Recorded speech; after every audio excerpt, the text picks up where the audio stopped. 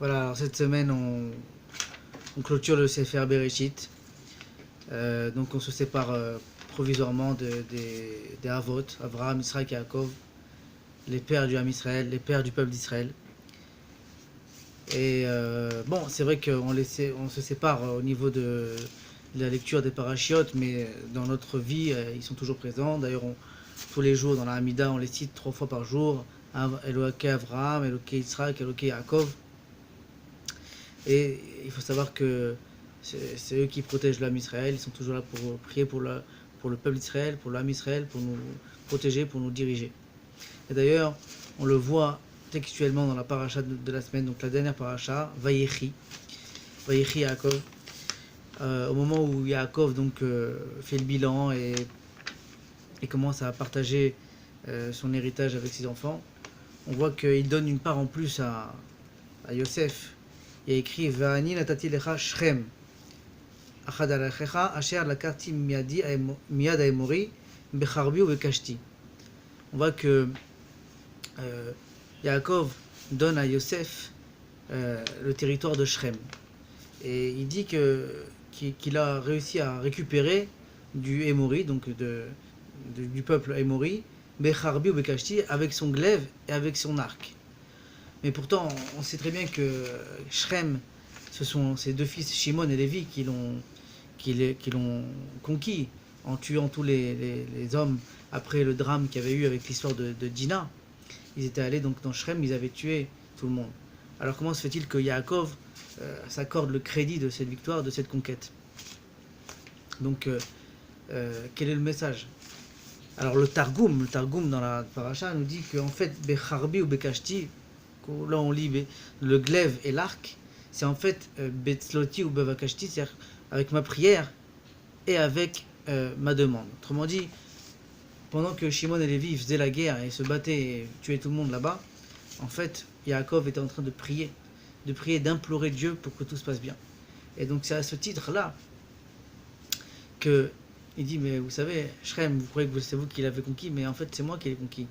En demandant la miséricorde divine, en priant, c'est comme ça qu'on a eu Shrem. Donc c'est pour ça qu'il se l'accorde.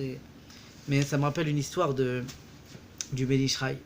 Ben Ishraï disait qu'il y avait une fois quelqu'un qui était dans une forêt en train de se balader, quand soudainement un ours sortit d'un buisson ou d'un arbre, et cet ours là était terrifiant, il était à 2 doigts de l'attaquer.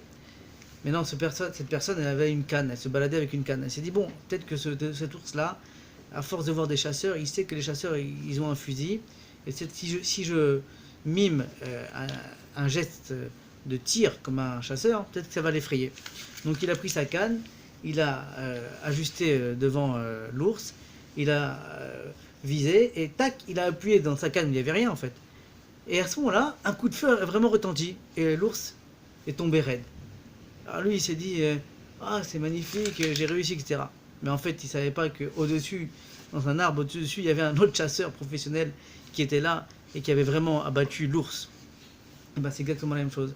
Shimon et Lévi, quand ils ont gagné cette guerre contre Shrem, ils ont cru que c'était leur victoire à eux, leur réalisation à eux. Mais en fait, ils ne savaient pas que derrière toute cette victoire, il y avait Yaakov qui priait et qui implorait à Kadosh Baruch Hu pour que ça se passe bien et qu'il y ait la réussite. Et donc en fait, on voit que déjà, dès l'époque de la Torah elle-même, Yaakov déjà se souciait de la réussite. Se soucier de la réussite donc, de ses enfants, et c'est pour ça qu'il s'accorde le crédit de cette victoire, et ça se perpétue. Yaakov continue à prier pour ses tribus, pour son peuple, pour l'âme Israël, et surtout voilà, maintenant qu'on va commencer un nouveau livre, Sefer Shemot, on rentre dans une partie de l'histoire un peu plus difficile, mais bon, on va faire la connaissance de Moshe Rabbeinu, et toutes les belles leçons qu'on doit apprendre aussi de ce livre-là. Voilà, il faut retenir ça, que nos avot, Avraham, Yitzhak, Yaakov, prient pour nous, s'inquiètent pour nous, et nous regardent tout le temps.